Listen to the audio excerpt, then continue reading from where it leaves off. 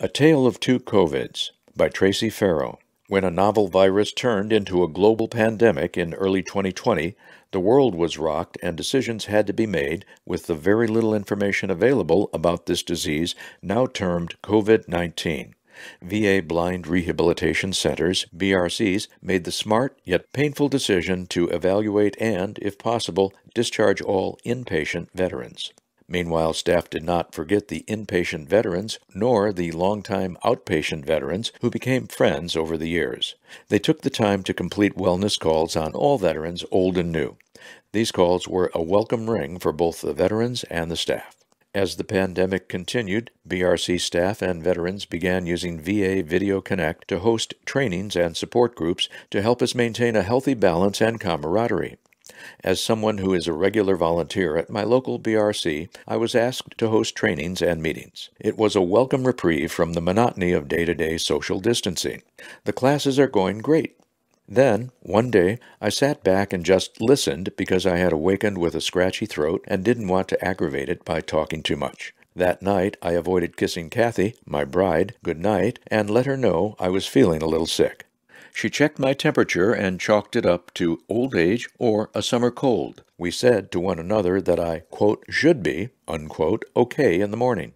The next day, Thursday, I still had a scratchy throat and a headache. Quote, probably eyeball-driven, unquote. I also felt a little achy with an occasional cough, which was, quote, obviously, unquote, due to pollen.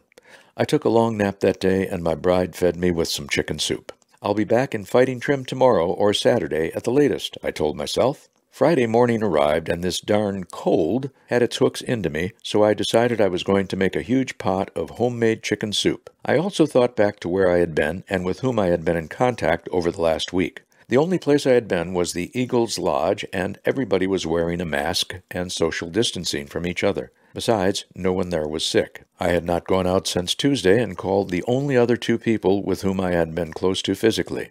They were both fine. Plus, and this is the biggie, there was no fever. It was just a cold. That evening, Kathy came home and after a few light coughs and in a scratchy voice of her own, said that she was not feeling too good. At that point, I knew she was blaming me, but I really did not care. I was sore all over and starting to have difficulty breathing. That night we went to bed without the normal marital sparring about who made who sick. Normally that's what we would have done, but now we were starting to get concerned. We told each other, we'll see how we feel in the morning and make a decision then. I, for one, was just hoping that at any point somebody would come along and move the darn Buick off my chest. Kathy just wanted to jump into a bathtub full of ice water. These were not good signs.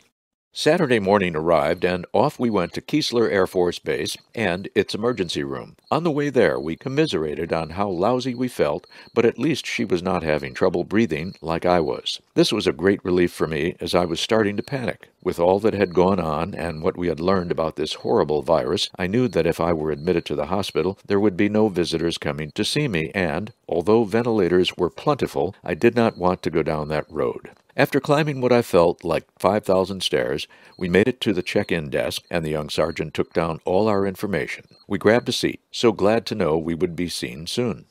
Yet, knowing that I was going in first because of my breathing, I was really scared that I might never see my wife and son again. Ever.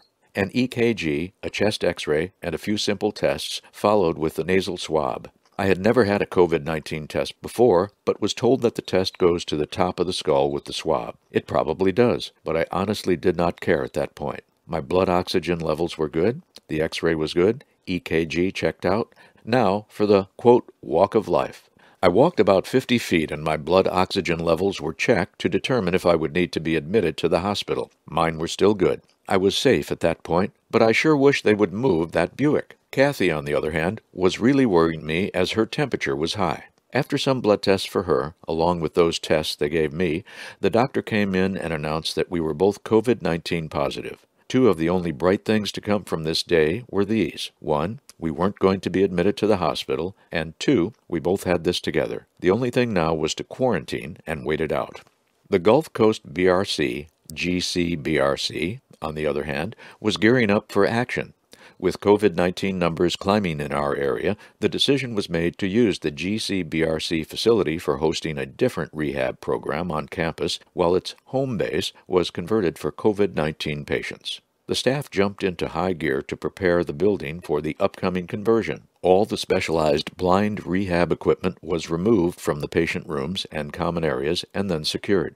Another wipe down by the staff occurred, and then came the VA engineering and environmental management folks to tweak a few things for the other program. Plastic shields were installed at the nurses' station and medical support assistance desks placed in the lobby for social distancing. Locks had to be changed, and procedures for the new group in the building were developed.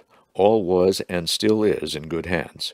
We are all proud of our GC-BRC, as is the staff of the entire campus. Across the board, we are all pulling for the same thing, a safe return at a yet-to-be-determined time to a normal routine. We will get there, not only here in Biloxi, but worldwide. Our purpose-built GC-BRC will be open for inpatients one day, and it will be as safe and secure as it ever was. Our purpose-educated staff will be there to welcome us back with open arms, bright smiles, and tears of joy at seeing us again. We veterans will probably shed more than a few tears at just being back among our dear friends and comrades. We will lay our weary heads down, after a long day of training, onto what are perhaps arguably the most uncomfortable beds on the planet. We will drift off into a good night's sleep with a smile and knowledge that we are not only being taken care of, but that the GC-BRC stepped up to the challenge and helped others in their time of need. As for Kathy and me, we are making it. At press time of this bulletin, she had just finished her first real meal in more than a week. This brought me tons of joy. We will be here for each other so that we can in turn be there for you.